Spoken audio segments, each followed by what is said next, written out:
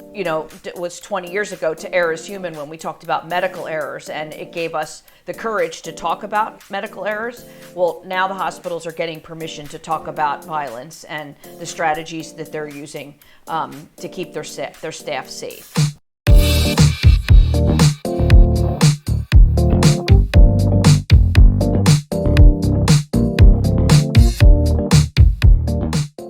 I'm Janae Sharp, and we are having another conversation today with Sharp Conversations. So I'm really excited to hear about your work. I've been an emergency nurse for about 40 years, specializing in children for 25 at the Children's Hospital of Philadelphia. And then I was a consultant, went around the country improving processes and providing interim leadership for a consulting company, specifically to emergency department processes, leadership, flow, improvements.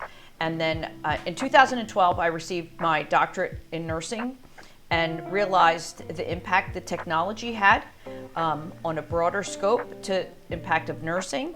And I dedicated these last 12 years to looking for technology to assist healthcare workers, specifically nurses, to relieve their burden, not to increase their burden as they provide direct care at the bedside. Do you feel like it's different now than when you started, or about the same? When I worked at Children's Hospital, we shared the same driveway with we still do, share the same driveway with the University of Penn. And, Penn had a metal detector and we didn't. And, we would always say, well, we had the same parents come in our department that went into Penn, accompanying their children. And, it's not something that healthcare likes to talk about. And so with the Joint Commission regulations that have changed for 2022, we've unmasked the having to talk about it. We're at a tipping point, and it's very much like the IOM report, was 20 years ago to err is human when we talked about medical errors, and it gave us the courage to talk about medical errors. Well, now the hospitals are getting permission to talk about violence and the strategies that they're using to keep their staff safe. COVID kind of brought to light how it was really hard to think of, I'm actually putting myself in harm's way to go to work, right? Because we didn't know, there's so many unknowns, especially in the beginning. But that's kind of always been this underlying thing in treating patients in general, is there is a risk of something happening. And it doesn't even have to be necessarily physical violence, right? Before that, there's multiple other steps of verbal abuse and other attacks that can happen.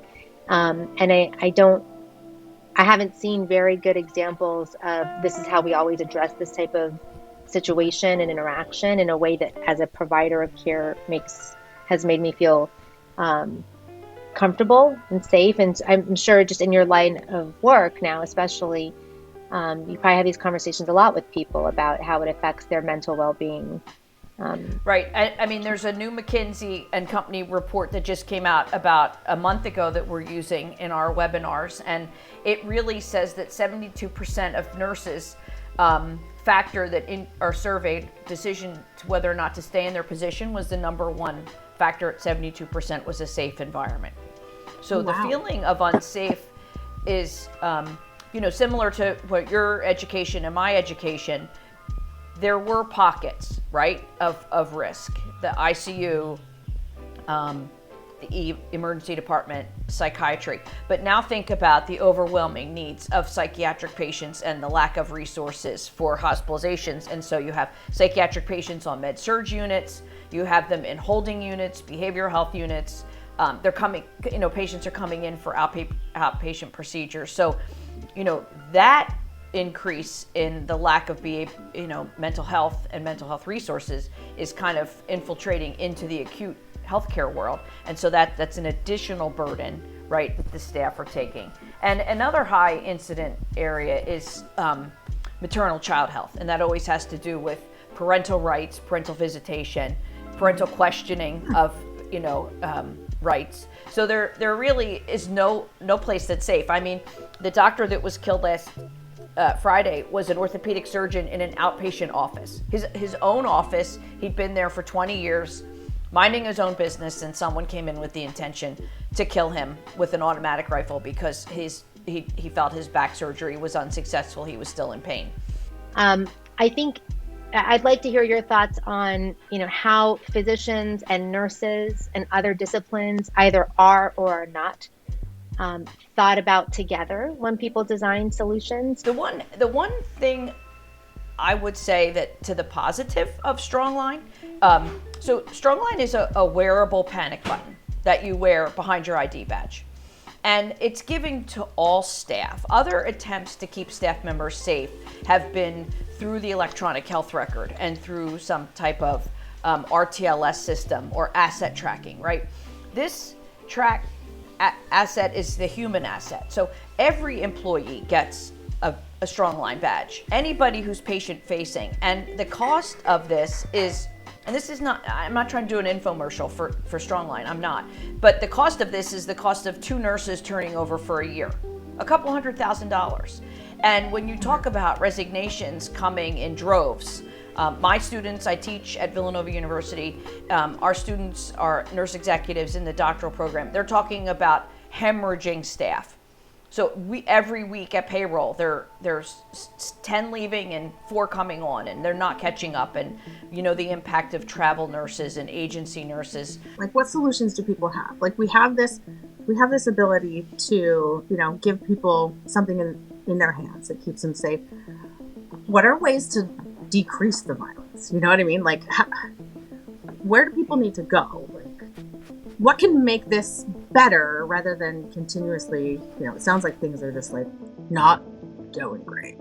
Oftentimes the Joint Commission comes behind something and there's monetary risk, but the quality of patient care is really at the forefront of what their mission is. So in 2020, the mandate is a multidisciplinary team to address workplace violence. And that means taking the data from all these disparate sources, putting it together and saying, really, what is the landscape in your organization? What's happening and how do you address it? Very similar to what we did with alarm fatigue, 5 years ago. Put a multidisciplinary team together, address the nuisance alarms, address patients who really don't need telemetry alarm monitoring because they're in the hospital, and really doing noise reduction. Jeanne, obviously this workplace violence is a huge contributor to lack of wellness or burnout. But I know before you started working on workplace violence, you were doing a lot of work as a consultant, specifically on technology and implementation of workflows and processes to improve patient safety and teamwork. Can you tell us in that work that you did, what things that you saw may have had like an unexpected improvement in wellness? Like, hey, we're doing this for patient safety, or we're doing this to make things more efficient, and then resulted in people saying, wow, this has actually made it much more enjoyable to work? With any technology, having clinicians, nurses, physicians, PAs, nurse practitioners in the design before it's even brought to fruition is really important, because we have a tendency to make a workaround before it is intended use happen, right? But when we did process improvement in the emergency department, I'm an emergency nurse by background, and we try to make concrete out of movement. Like we try to have this structure when we have no idea who or what's coming in the door, right? And so we have to let go of that like basic kind of trying to control things. So we would, I'll give you a really fun example. So when patients come into triage, usually in the old days, you would come limping in on your crutches, right? And you'd sit down, and then they'd call you to the first desk. You'd get up, you'd limp over, you'd sit down, they'd get your billing information, you'd go sit back down. Then they'd call you back, you'd get back up, you go, and then you go back to x-ray. So something was wrong with your billing info. Of course. And you moved 20 years ago, and it wasn't updated. Yeah. And so now the patient has moved 6 times, they've been here 45 minutes, and they haven't gotten to what they wanted to do, and that was to see the doctor about whatever is broken or possibly broken on the lower end of their body. So nurses are like, well, I said, so okay, let's let the patient get to the stretcher, and then let's bring all the support team to the patient. Let's have the registrar come to the bed. Let's have no, we don't need to do a triage assessment. A triage assessment just means alive or dead. So they're alive. Let's do a nursing assessment at the bed. Let's bring the x-ray to the bed. Let's do all of these things. And they're like, well, no, we can't do that. Like they have to go through these steps. So I was at a hospital in the greater northwest part of our country, and they were so resistant to change because everyone had to go to triage to start the process. And it was in Eastern Washington. Sorry, my dad's from Eastern Washington. It was in Northwest Washington. Okay. And I know so exactly where it is. I paid the environmental service team. They're stubborn, very stubborn. We paid the environmental service team to clean and strip and wax the floors in the triage rooms so that they were closed. So all the patients came right in and went right to a bed. They couldn't go to triage because the floors were closed. And at the end of the day, we said, now do you see what happened? Like everyone got to their bed. No one suffered any consequences. Care was swifter. The patients were more satisfied. And in the end, you weren't running back and forth 42 times. Everything you knew was there. The conversations are kind of frustrating for me, because you said something about like locking doors and stuff. And I'm just like, there's got to be something else we can do besides like locking things down. Maybe that's not helpful. When did we get the power to scream at an executive, a superintendent, about whether or not it's right to keep masks on to cut down on the spread of a global pandemic? Like when did that become a talking point? Like you put your seatbelt on in your car because that was a mandate. You have an airbag in your car because that was a mandate. You can't smoke on an airplane because that's a mandate. So like there are other things that have been mandated for safety, but yet, think about all that furor that was unleashed about mask, not mask, vaccine, not vaccine. And it all coincided with the pandemic. And that's what I mean by, just unmasking and just like throwing like all of our kindness and compassion to the wind. And, the vitriol just kind of bubbled up and took over. And so, I lead with kindness, and that's what everyone has to do. Yeah. I love what you said about leading with kindness, because I feel like that's something that people actually can do. Do you have any stories of that helping, like that you remember, or success stories you want to share? I always go back to this one. It's old hat, and it's before you probably both were born. But I was involved with the nickel mine massacre in Lancaster County when the Amish girls were executed. Oh wow! The children were brought to Children's Hospital, and if you want to talk about an example of kindness and forgiveness, and how they forgave the shooter, how they just absolutely poured their whole community into taking care of those survivors. That left an indelible mark on my heart. I'll never forget it. We had contact with the parents. They came in and it was October 2nd, and some of the children were still hospitalized through the holidays, and they would come and visit with us and chat with us and just be so thankful that their children survived the emergency department visit and that they were getting closer to going home. There and then, that's where my heart was just branded with kindness and compassion and the power of forgiveness. And if every patient had that power, our jobs would be so much easier, and it'd be more of a pleasure, right, than sometimes a burden to take care of some of the patients that we take care of. I love that. If people remember to say thank you. Yeah. Well, I want to thank you too. Thank you for coming.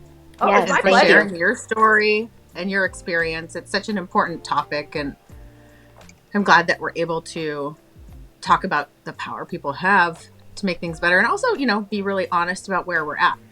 Yeah, we're at a bad place, and I'm hoping that not only just with Strongline, but with other people really recognizing, addressing, and talking about it, that we're not keeping it hidden anymore, and that we can help to try to really get some big movement to help keep our workplaces safe for our healthcare teams. Absolutely. Yeah. Well, thank you, Jeanne. It was great to have you here. It was my pleasure. And, my pleasure. Thank you so much for having me. I look forward to all your great work, and I'm a big follower of your work. Thank you. Appreciate it. Right back at you. Me too. All right. Have a great day.